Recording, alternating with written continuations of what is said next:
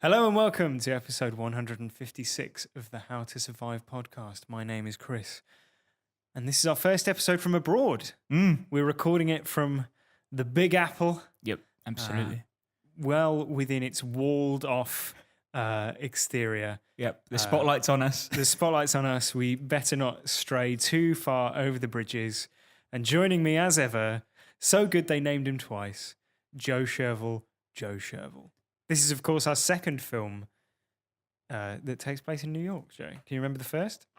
That would be Jason Takes Manhattan. Always the Friday the 13th, episode 9. Yeah, always on the tip of your tongue, isn't it? It must have had other movies in New York. It was actually the 8th film in the Friday the 13th franchise. Oh, thank you to remember. What was I? Was I number 9? Yes, you did. Yeah. That's Jason Goes to Hell. Yes, of course. God, yeah. what an idiot. What a I'm heady days. embarrassed. Heady days. Yeah. And Escape from New York, of course, a listener recommendation from Martin, who emailed a long time ago, a few months now, but we finally got round to it. So thanks, Martin.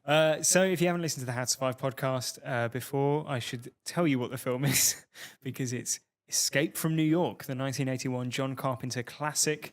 If you haven't listened to the How to Survive podcast before, beware because it is full of spoilers for the film that we are covering each week. And so if you haven't seen John Carpenter's Escape from New York, you've had nearly 40 years to do so. So duck out, go watch it, get caught up on the adventures of Snake Plissken. Yep. And then we'll meet back here for some insightful chat and witty banter. Absolutely. Every week we have that. It's a staple. Yes, exactly, yeah. It's really the third member of the show. Yes, but before all that delightful repartee can commence, we need to recap the film so that we remember, Joe, what happened in it, because it might have been some time since we saw it. Literally last night. Yeah. More on Escape from New York after this.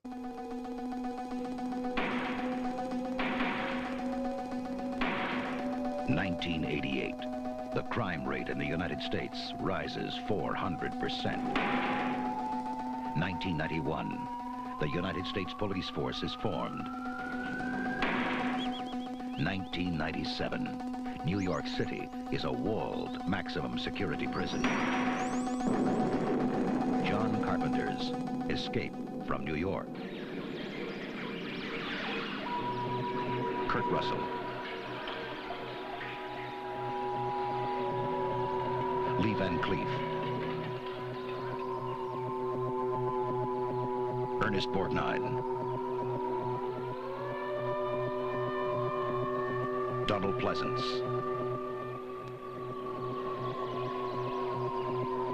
Isaac Hayes. Susan Hughley. Harry Dean Stanton as Brain. And Adrienne Barbeau as Maggie.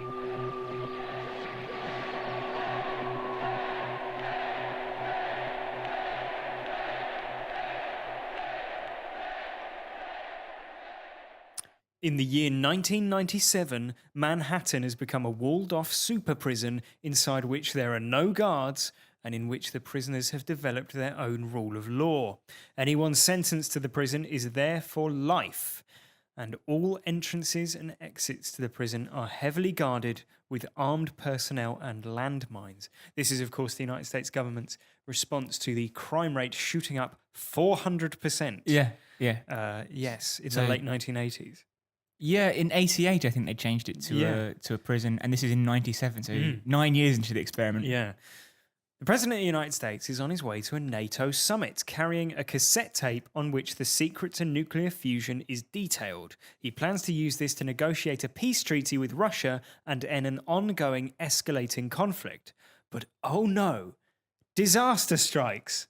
An anti-captivity terrorist group hijacks Air Force One and crashes it into the island, but not before the president can escape in an escape pod along with the tape. Yeah, I love that. Well, everyone in there is just like, let's just put this guy in there. Yeah. And he's like, good luck, everyone. Goodbye. And seconds later, the plane flies into a building. Yeah, amazing. Yes, this is a film that was made before 2001. The prisoners kidnap President of the United States and warn that any attempt to rescue him will result in his execution, with no other option whatsoever. None. Not one. Prison warden Hawk. How do you pronounce that? Hawk. Prison warden Hawk turns to disgraced lieutenant and soon-to-be inmate Snake Plissken to rescue the president before the summit is over and save the world from possible nuclear war. They fit Snake's neck with 2 time-delayed explosives, which will detonate if he is unsuccessful, and he glides into the prison in a glider, not just with wings. Yeah. Following some brushes with death, he meets Cabby, a long-term inmate who knows everything and everyone. His information leads to Brain, an engineer for the self-appointed king of the prisoner, Duke. Or should that be the Duke of the prisoner, I suppose, whose associates are keeping the president hostage. Brain leads Snake to the president, but their escape is foiled by the Duke's men. Snake is forced to fight to the death in a gladiatorial bout and escapes with the help of Brain, who, along with Cabby, attempts to lead Snake and the president over the mine-laden bridge with the help of a map, all the while pursued by Duke. Yeah, who drives a Cadillac, but instead of headlights, it's got chandeliers. Yeah, if you had to design a vehicle to trigger mines, it would be a Cadillac. Yeah. The escape is eventually foiled by the landmines and Cabby and Brain are killed. Snake makes it to the wall with the president, who is hoisted over before Duke arrives, shooting at Snake. With Snake pinned down, the president machine guns Duke to death from the top of the wall. Snake is helped up and the bombs in his neck are deactivated just in time. Snake asks a disinterested president how he feels about the people who died to rescue him, but the president offers only half-hearted regret. The president prepares to broadcast the nuclear fusion tape to the summit, and Hawk offers Snake a job, which he declines. To the president's horror, his cassette plays the swing song Bandstand Boogie, which Snake stole from Cabby's car.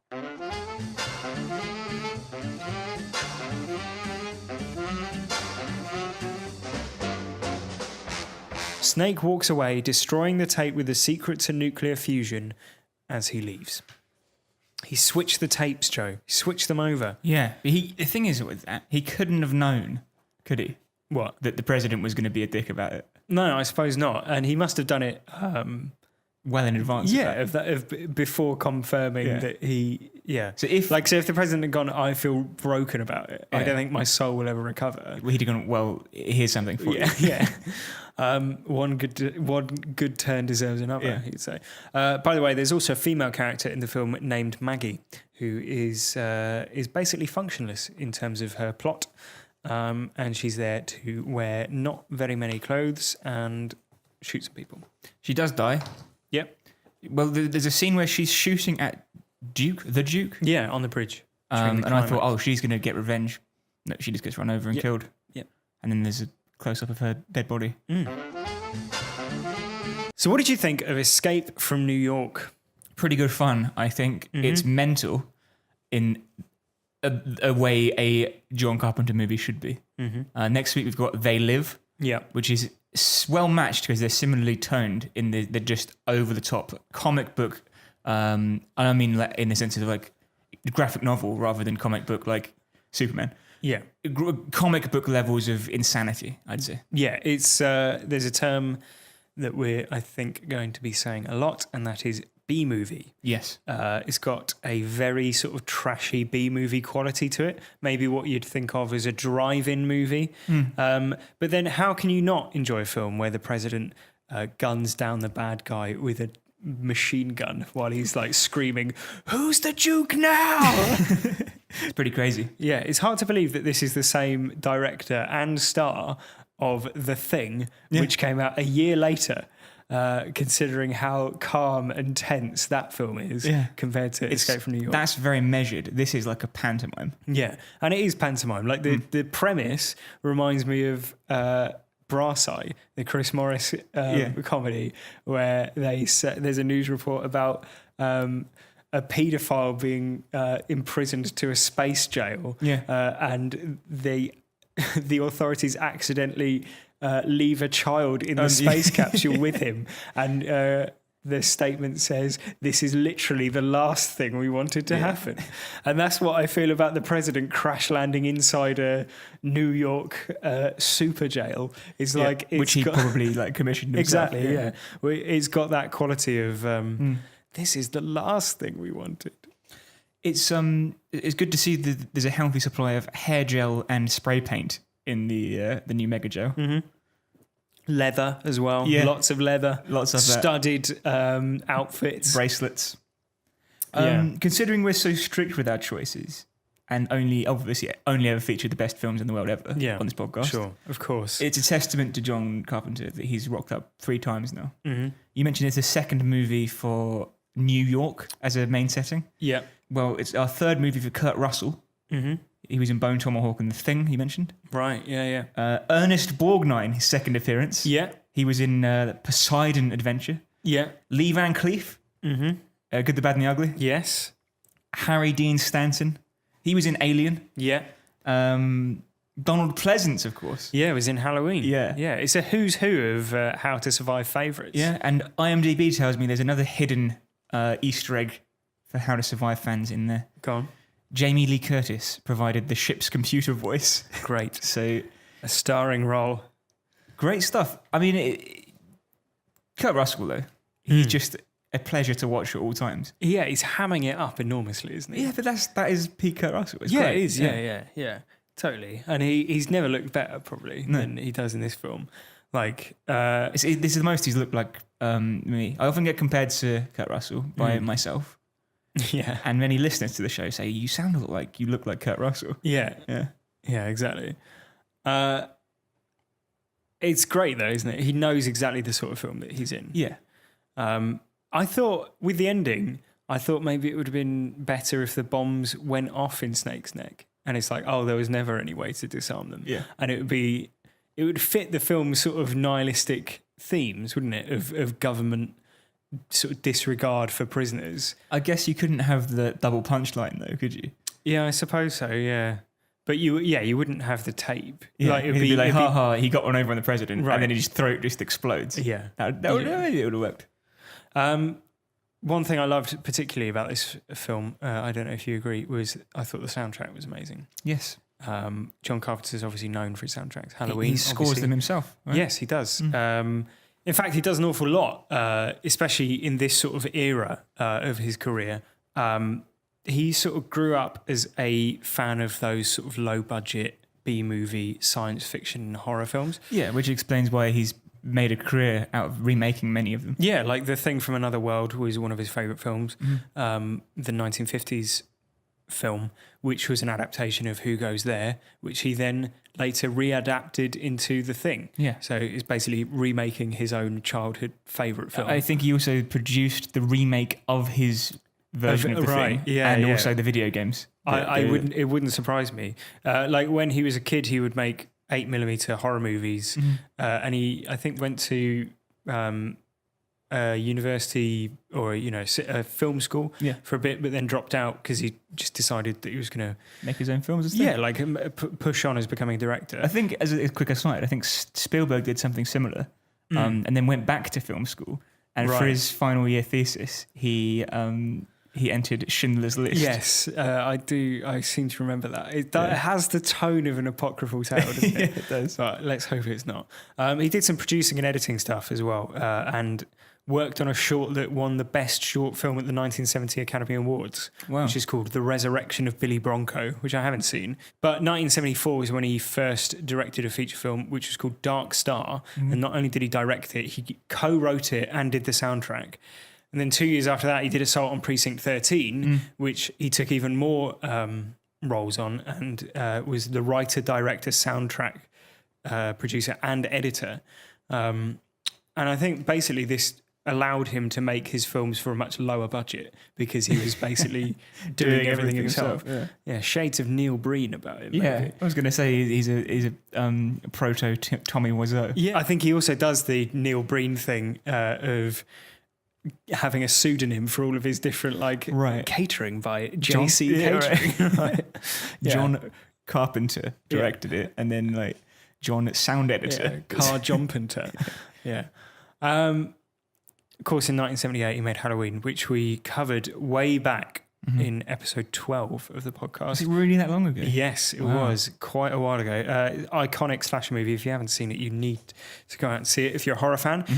It's got a very influential soundtrack and look. Yeah, it's quite similar to The Exorcist. It's that very minimalist, like ding ding ding, right? Yeah. Well, what you mean the score? Yes. Yes. It's the sort of piano melody. If you compare the melody to the Exorcist, Tubular Bells thing and the Halloween score, they are, I think, cut from the same cloth. Well, let's do that. Here's Halloween.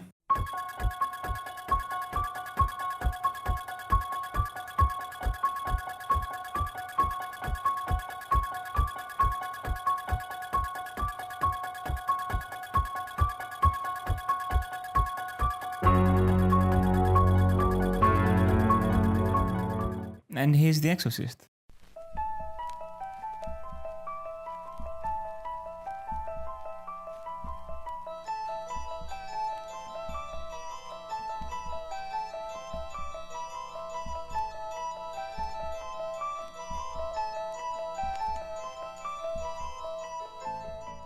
See for yourselves. Yes, I may have been completely wrong.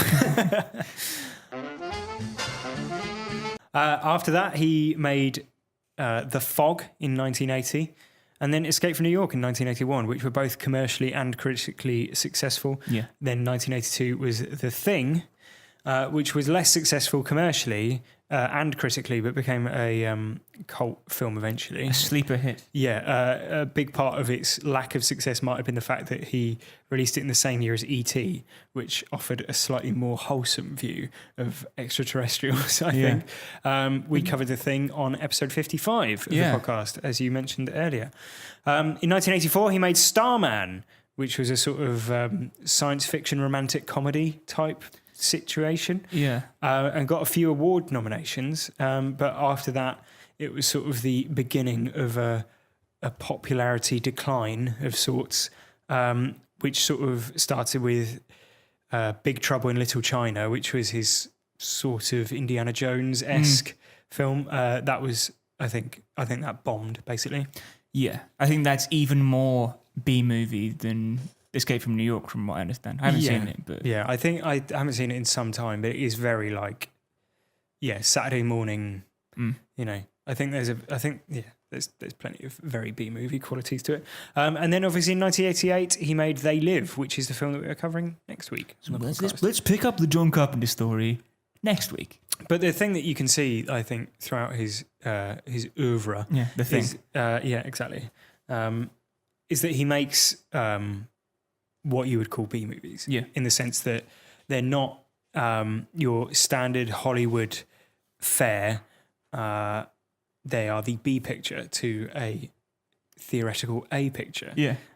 So would you put this up against Schindler's List? Or what, a double bill of Schindler's List and The Thing? And Escape from New York. Whatever, But that, obviously that doesn't happen anymore, but that is, I think, where the term comes from. Yeah, a B movie would be, like you say, a low budget thing just to pad out the price of a cinema ticket. Yeah, and they have, the reason B movie is used as a term to describe a style is because they had a certain sort of like grindhousey, low budget, usually or often gory or exploitative quality to them. Yeah. Because those sorts of things would get audiences in, even though the film itself wasn't very good. Exactly, yeah. It's shocking.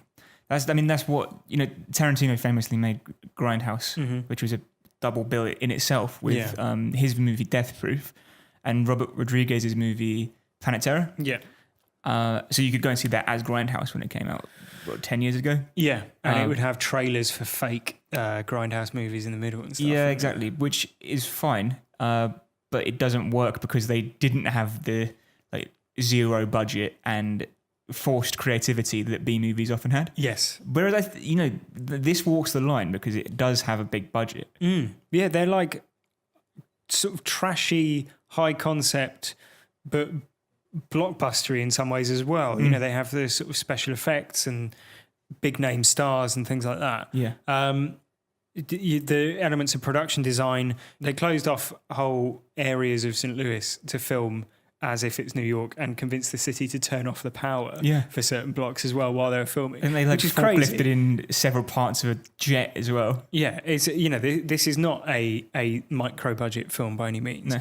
I think the soundtrack, as we said earlier, is so good that adds a level of quality to the film as well. And then you have the cast, which you mentioned earlier, which is full of big names. You know, maybe people don't know Harry Dean Stanton or Donald Pleasance in modern days.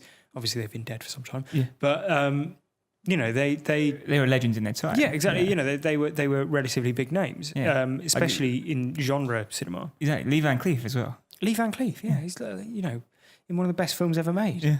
And he's just popping up as a minor character. Yeah. He obviously had some cultural cachet by this point, but I think he draws from all these influences like the sci-fi and the horror, and he does it completely unashamedly. And that's why you end up with a film like Escape from New York, where it wears all that sort of stuff on its sleeve, I think. And it's got that tone where, its tongue is firmly in its cheek, and Kurt Russell can sort of kung fu kick people and like say ridiculous one-liners and all that sort of thing, and it fits the tone that Carpenter's sort of created.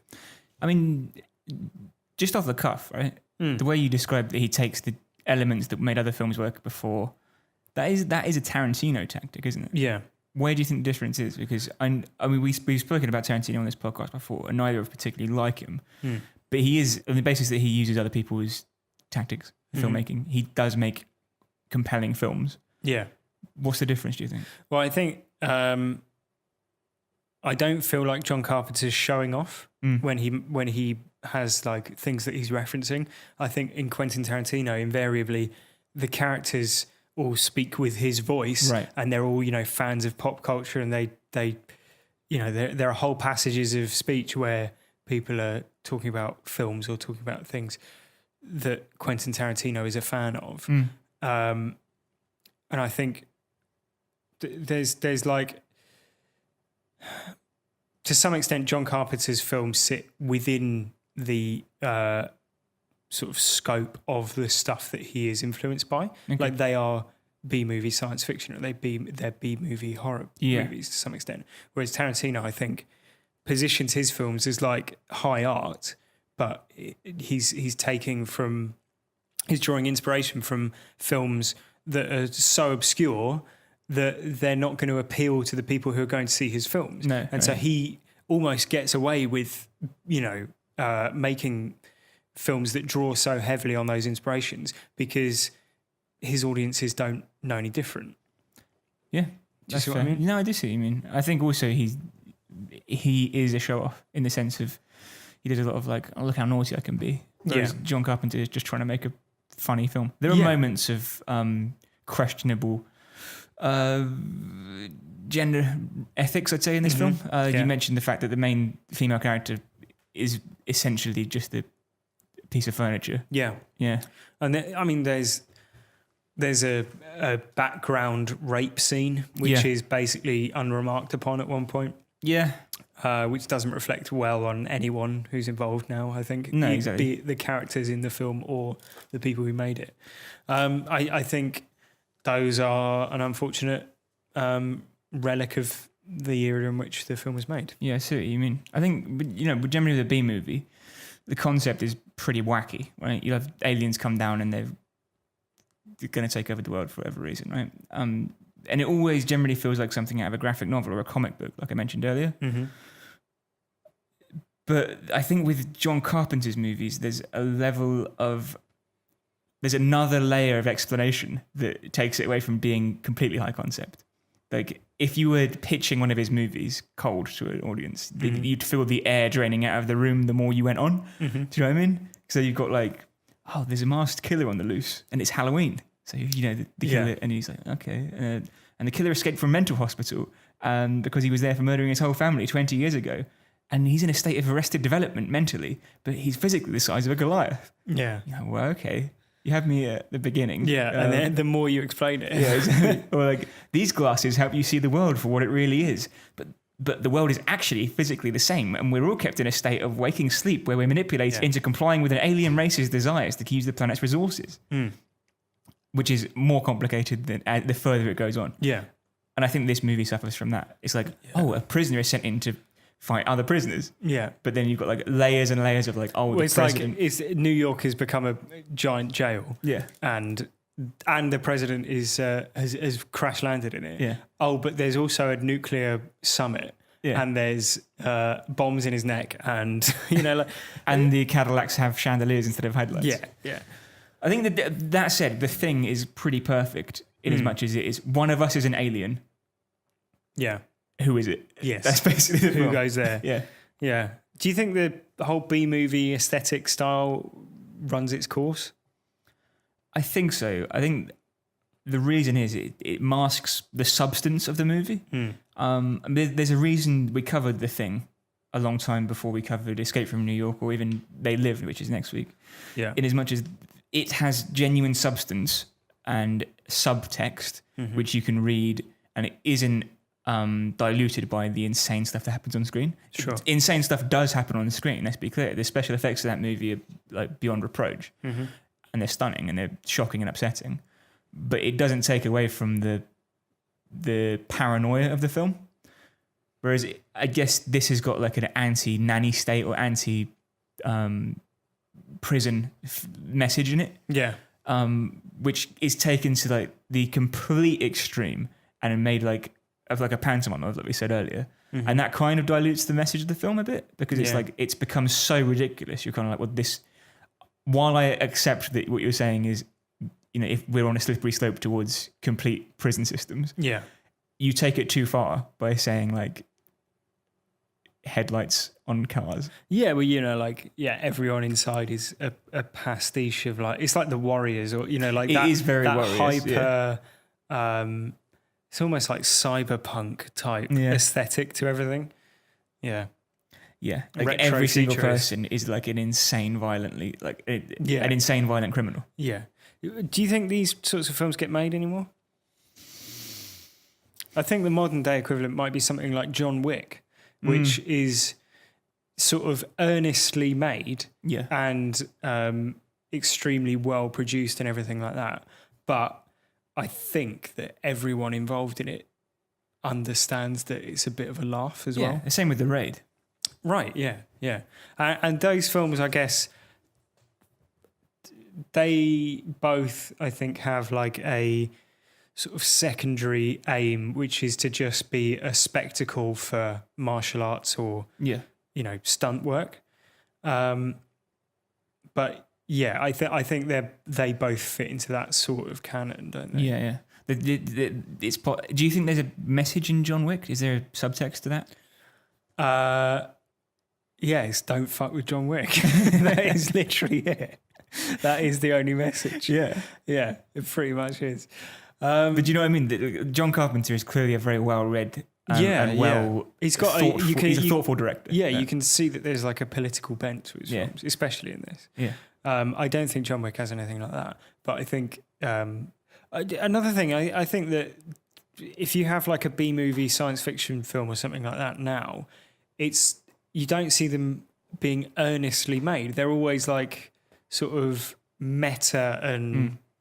That's the thing. We did The Void not so long ago. Yeah, exactly. And that was kind of a love letter to this kind of film, or to John Carpenter films, let's say. Yeah. But the problem is, that's all it is. Yeah. It didn't have that layer of a message. Yeah. Which good sci-fi does, good horror does have that. Yes. You name one of the horror movies that we've covered that we really loved, it doesn't have that. I mean, even Alien, right, which is probably the best horror movie ever, that is about gender relations and sexual violence, I think. I mean, there's many ways of reading Alien. Yeah, there is. There's probably fewer ways of reading Escape from New York. Even fewer for John Wick. Right, exactly. But I guess, is it possible to make a movie now where there is, and I think even these all B movies, I think, had some message. Invasion from Outer Space or whatever is usually read under the bed, isn't it? Right, yeah, that's true. I don't think they get made with that sort of, cloaked meaning now. Yeah. Take Alien even. Alien Covenant is... I quite liked it when we watched it. I probably have taken a few steps back on that view now. Yeah. But that's nowhere near the fable that Alien was. It's just the special effects bonanza, essentially. Yes, I agree. Yeah. Escape from New York, Joe. It's about a prison escape, as the title would suggest. That's correct. How much do you really know about escaping from prison in movies? Haven't done one of these in a while. No, it's about time that you strap yourself in for my prison escape in movies quiz.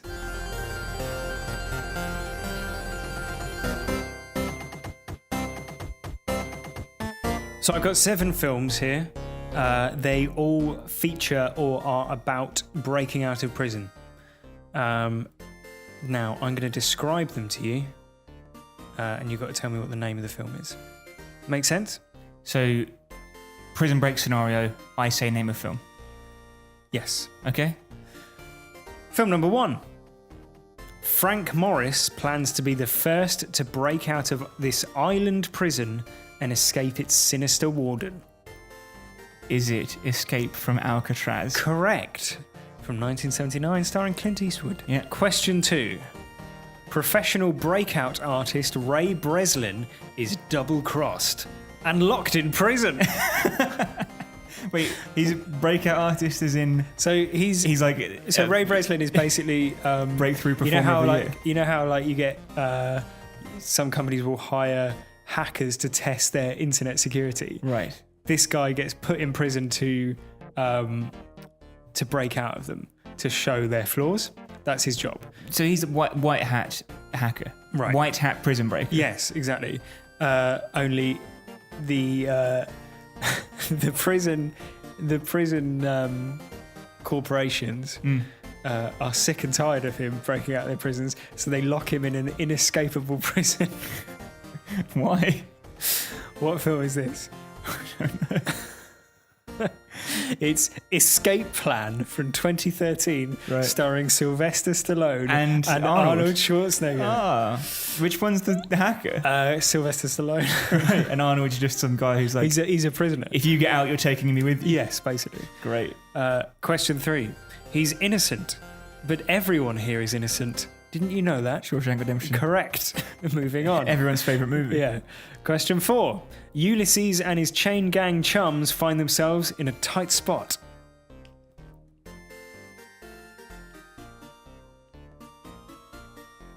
Can I have a clue? The catchphrase for the movie is, "Damn, we're in a tight spot." I should probably get it from that. Pass. It's "Oh Brother, Where Art Thou?" Oh, of course. Yeah. Yeah. Have you seen it? Yeah, of course I have, yeah. Right. Yeah. I just forgot their names. Yes. Question 5. Soggy Bottom Boys. The Soggy Bottom Boys, led by Ulysses, yeah. Question 5. The Cooler King plots to dig for victory and escape. Kick for Victory? No. No! The Great Escape. You're right. From 1963, Steve McQueen, James Garner. Kick for Victory. Kick to Victory was a movie starring Pele and I think Steve McQueen. No, that can't be right. It's something like Something that. Is like it that. called Kick to Victory? Yeah. Okay. Question 6. This film was so similar to Escape from New York that a French court ruled it a direct copy. Escape from Paris. No, it's Lockout, which came out in 2011, starring Guy Pearce and Maggie Grace, a.k.a. Shannon from Lost. Yeah. Question 7. An earthquake and a flood leaves LA an isolated island governed by a theocratic president. It becomes a walled-off super prison inside which there are no guards and in which the prisoners have developed their own rule of law. One man, due to be sentenced to life in LA prison, is offered freedom in exchange for the retrieval of a superweapon from inside the prison. He is injected with a poison, but if he completes his mission, he will be cured. Escape from LA. Correct. Who 1996. was it? Who was the person? It's Snake Plissken. I know. Directed by John Carpenter, starring Kurt Russell. So I think you got 3 or 4. Yeah, fine. I'm fine with that. I mean, great. So escape. basically, you managed to dig the tunnel out, but you got caught around your waist as you were shuffling out. Yeah, I tapped into a sewage pipe and drowned. Basically, with The Great Escape, I tried to be too clever for my own good, I think.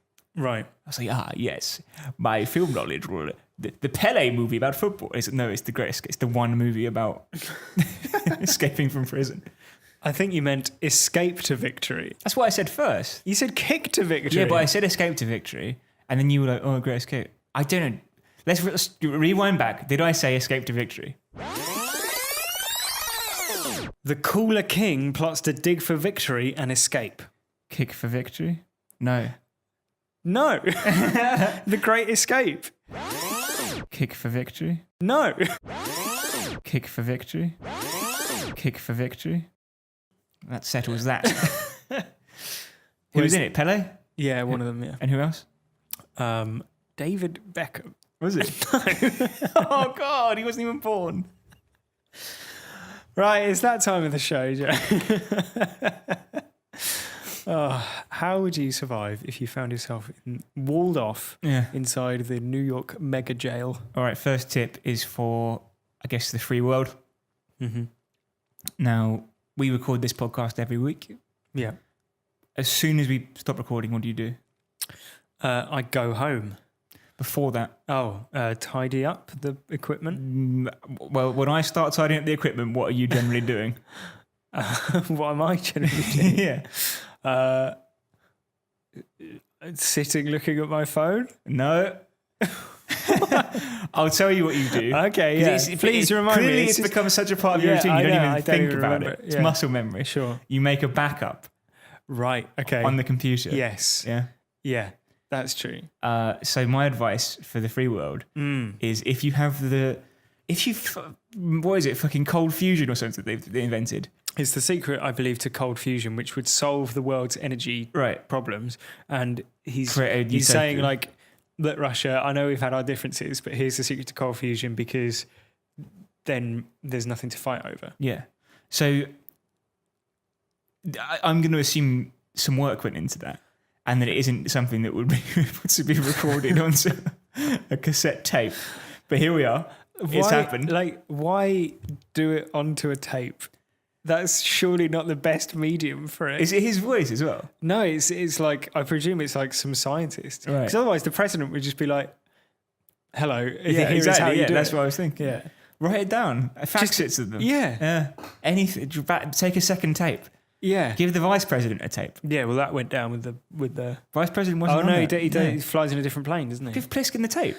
Give Pliskin a tape and say, like, take this to the thing and we'll blow you up.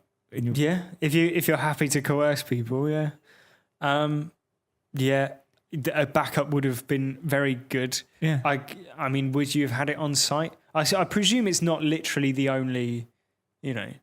But that's why why they want it. Also, it seems like he's basically giving the information away to the world, right? Yeah. In the way that the internet was like a gift to the world. The person didn't ask. Tim Berners-Lee didn't ask. No patent or anything. Right. Just like read it out on the radio. Like, why do you have to like have it handcuffed to you in a suitcase? Yeah, when you're going to just play it anyway. Yeah. Yeah, I don't know what to tell you, mate. They haven't thought this through at all, have they? Yeah. So so to summarise, make a backup. Make 2 tapes. Make 3. Yeah, treat yourself. The point with tapes is that they are replicable media, and they seem to have they've forgotten that and made 1. Yeah, anything made of plastic can be recreated very easily. Yeah, like you in your life. You have made a backup of a tape. You've recorded something off the radio, right? Sure. Yeah. Not for some years. No, but that's happened in your lifetime. Yeah. This is like. This is their lifetime. Yeah. This is like how they would have done things. Like, we download things now. They would have been like, if I want something, I'm going to have to make a tape of it. Yeah. And yet they seem to have forgotten that fact. But yeah, write it down, make a different tape. Something like that would have been a much better idea, surely. So there you go. Yeah. And I mean, in a similar vein, if you're Snake, just don't destroy the tape. Yeah. Why would you destroy the tape? Teach him a lesson. The film was written in the sort of post-Watergate era. And like you can see the cynical. But Watergate proved the benefit of tapes. Right, yeah, but this is like you can see the cynicism towards politicians. Can't Or you? was it? Wait, hang on. Watergate was the badness of tapes because they bugged the Democratic Party's. Yeah, but the tapes eventually were good because they were proof that he was doing it. Yeah. If he was just recording them but not recording them onto any medium, then Yeah. Snake destroys the tape. He does, yeah. And with it, the chance of peace with Russia, right? Potentially consigning millions and millions of people to death because he's cynical and annoyed that a politician is rude and doesn't respect the lives of the people who died to save him. Yeah. Got a little newsflash for Snake. That's literally every politician, right? Yeah. The tape, and like if you're thinking on a sort of like macro level, the tape and its purpose is proof that there is a political desire to end conflict and maintain life and preserve the lives of millions of people. So in many ways, he's like, oh, it's really bad that the president is cynical about a few people who died for him. Yeah. Therefore, I'm going to prevent him from saving millions and millions of people.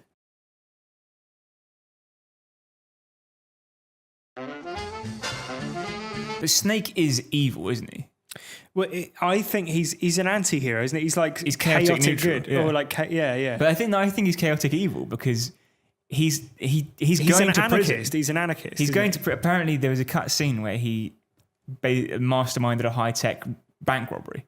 Right. That's cut from the film, but that's why he's going to prison. Yeah. So he's just a bad guy. Yeah, but like I think he's being positioned as a lovable rogue, but one that consigns the United States to a thermonuclear war with Russia. Yeah. Great. Thanks for that, Snake. So yeah, I mean, in summary, just don't destroy the tape. Just let the president have that one, and don't let millions of people die. Yeah. That's a sort of net survival idea. So that's advice for the wider world, but given to Snake specifically. Yeah, well, it's not very nihilistic, isn't it? It's very nihilistic film. My next tip is it's the free world again. Mm-hmm. They can't keep it out of trouble, can they? No. That's just send the tape in a plane on its own. Yeah, would they have known that? I mean, they couldn't have foreseen being hijacked, presumably. No, but like the royal family famously travel separately, don't they, when they fly? Why? To prevent, them all being killed or them all being taken hostage, presumably. Yeah, exactly. Now, I guess that's because each one has importance. Right? Mm-hmm. Now, would you say that the golden ticket to a utopian free world society is as important as one man? No, it's not. No. Is it more important? No, but then, like, if you had to pick a plane to transfer something securely, surely you would pick the most heavily guarded plane in the world. Yeah. Possibly. It didn't work out there. It can't be that well guarded. Just don't bother transporting the tape anyway. Just play it out over radio waves or whatever. Like, it doesn't make any sense. Invite the Russians to you? Yeah. Just set up it's clearly fine to set up a TV link at the end of the film. What I don't get as well is like, they're like, oh, yeah. So do you agree? Don't send the tape with the president? Well, I think, I mean, just don't send the tape at all. Don't send the tape or the president anywhere. Just do it remotely with a TV link or something. Doesn't make any sense. You're exposing yourself to unnecessary risk. Yeah. And it might be the case that there's, a political end in the sense of like you're showing your face and therefore you're showing goodwill. But if there is any sort of risk of you being hijacked, which clearly there is because it happens, then maybe don't do that. Don't do that. Don't run the risk. No. Fair point. Towards the end of the film, Hawk says Hawk, whatever his name is, says to Snake, "We'd make one hell of a team." Yep. What is he basing that on? Well, he's basing it on the fact that Snake is special operations master who can fight his way out of literally any situation. Right. And therefore is a good ally to have. Now, the whole point is that as soon as Snake goes into the prison, he's out of contact. Yeah, he's on his own, literally on his own, right? Now, that's not a team, is it? Right? Furthermore... Well, he doesn't, to his credit, he doesn't say, we have made one hell of a team. Right. He says, we could be one hell of a team. If I pointed a gun at you and said, or, you know, like took your family hostage and said, I'm going to kill them unless you go and rob that bank right now. Yeah. And then you came back with a bag of money and I went, oh, we make one hell of a team. Yeah. Right. You wouldn't share any of my principles or goals. That's right? literally... Which the building blocks of being in a team with someone, right? It's a good villain line, in fact. What? Like, we made a hell of a team. Yeah. Taking credit for like... Yeah, join me and together we can rule the galaxy. Yeah. Yeah, we'd make one hell of a team. Now, they would not make a good team. And my survival tip to Hulk is to pick better people to team up with. Because the fundamental principles of building a coherent, cohesive team unit is shared goals, shared principles, shared ideals. And trust. Yeah, and trust. And that is lacking on all four fronts. Do you think... I mean, you say Hulk could pick better teammates. He couldn't pick much better teammates if his goal is like... Escaping from New York. Yeah, win literally everything. Yeah, but... The problem is that he's just going around clearly to random people that he's forcing into doing things. Yeah. And like going, do you want to be in the team? Do you think there's a supposition that he's like a kind of Nick Fury figure? That he gets a lot of people come to him with problems. Because he's the warden, right? Yeah. Maybe a lot of people come to him like, oh, do you mind like retrieving my... I dropped my phone in the prison. Yeah, my wallet's in there. I haven't been in 30 years, but my bullion is buried under the World Trade Center. Do you mind going in and getting it? And he's like, well, I can't possibly. Well, he says, I can't, but what I've done is fitted your neck with 2 explosives. And when they get back, he goes, we make one hell of a team. If Nick Fury went up to Iron Man and put bombs in his neck and said, you got to go save Sokovia or I'm going to blow your head off, and Iron Man did it, when he came back, Nick Fury wouldn't have gone, you and me, we make a hell of a team. Yeah. So basically, get better at forming a team. Yeah, fair enough. Pick some better people to form a team with. All right. Final tip from me. Mm-hmm. This is for, I guess, Hulk. Yeah. Hulk seems to be like kind of the mastermind of the operation. Mm-hmm. There is some guy who comes in and is like, I'm running things now. Yeah. But I don't remember his name or what he does. So he's not Lee Van Cleef, so therefore. Yeah, exactly, yeah. Yeah. So he gives Snake 24 hours. Mm-hmm. Why don't you just call the Russians and say, look, we're going to need a little longer? Yeah, I mean, would that fly with your war enemy? Yeah. It might do. It might be better than not telling them. Because there's constant like, they're getting a bit, antsy. They're getting a bit frustrated. Yeah, it's like, well, I mean, you would hope they would have some sympathy for the fact that the president's been kidnapped. I think they don't want to announce that to the world. Right. Because if they tell the Russians, they have to tell the whole world. Yeah, and also it's a leaderless state and the Russians might take advantage, I suppose. Yeah. Mm. Strange stuff. Just say he's ill. Yeah. Yeah. That you have a lot of options that aren't just persevering. And put a 24-hour limit. Yeah. Also, 24 hours. Just say go in there and do it. So he got kidnapped exactly 24 hours before the end of the summit. Yeah, that's fine. Yeah, don't worry about that. But 24 hours. If Snake's on his way to he's driving along the landmine bridge, but he's got 3 minutes left. What if he gets a puncher? Yeah. His head blows off. His head blows up. Yeah. And he drives the car containing the president off the bridge. Yeah. Killing them both. Great. Well done, Hulk. So overall, Team Leader Hulk. Team Leader Hulk. I'm looking forward to the John Carpenter cinematic universe. They're all... is Snake Michael Myers. and 3 other Kurt Russells. Exactly, that's what I'm thinking. Yeah. So that was Escape from New York, episode 156 of the podcast. If you'd like to get in touch and recommend a film, just as Martin did for this week's film, then the email address is howtosurviveshow@gmail.com.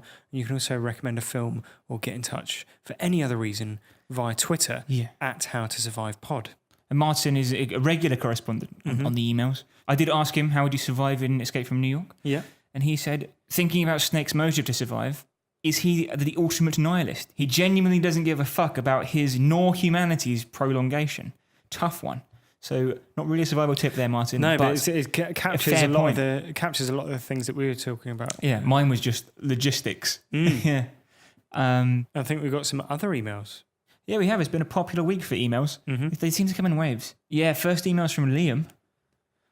Dear Joe Sherville and Chris Morris. Very formal. I'm a big fan of your show and found it through the Saw Marathon video. So if anyone doesn't know that, we've got a YouTube channel where we do videos, youtube.com/howtosurvivepod. Yep.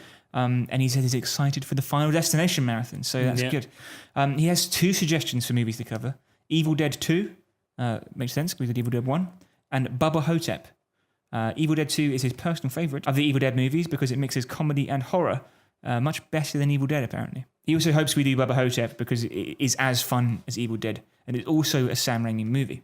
And the next franchises he suggests we should do are Pumpkinhead or Tremors. How do you feel about those?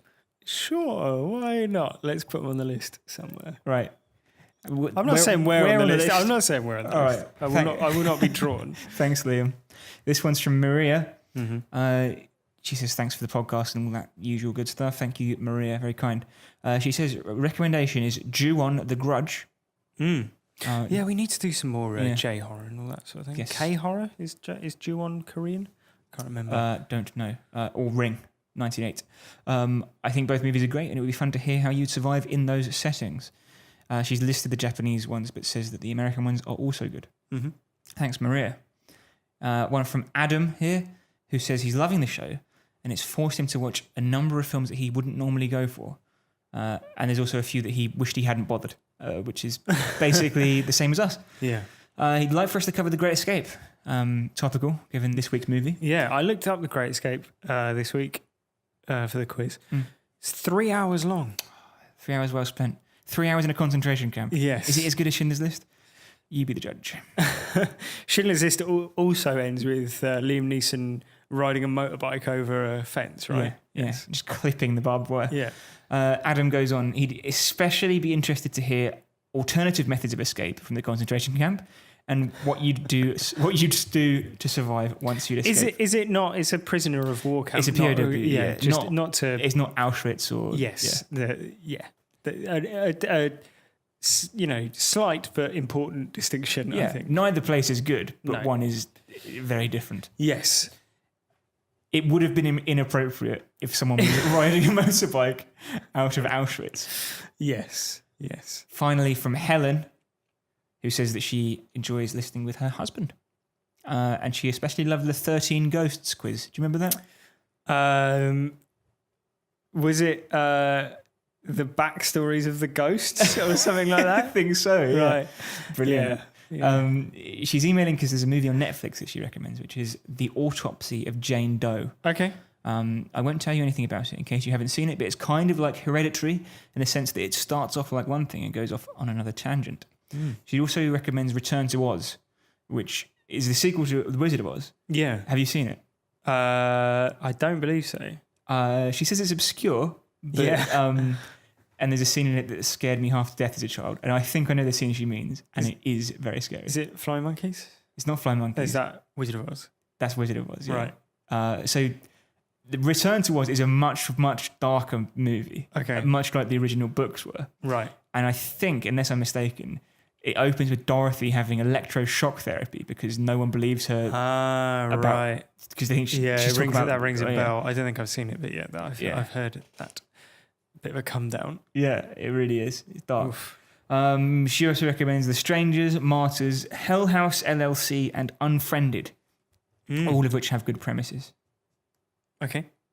Which are all, we've had many of those recommended before, so they are on the list. But now with a tick next to them. Yeah, that we do note down every film that comes in. Obviously, because we only do one podcast a week, it may seem sometimes like we just flat bat away suggestions, but we do strive to get round to them. Yeah, and as Martin will attest, the wait is worth it because his wish has come true. Yes, concrete jungle where dreams are made of for Martin. Absolutely. The next week is another suggestion from a listener called Joe Sherville, who wanted to do a movie about a wrestler. That is extremely on brand for you, isn't it? And what is the film, Joe? They Live. Yes. John Carpenter film. Yeah. Why is it called that? We will find out next week. John Carpenter's 1984. I'll spoil it for you. There's no good reason. Until next week. Thanks very much for listening. Goodbye. Goodbye.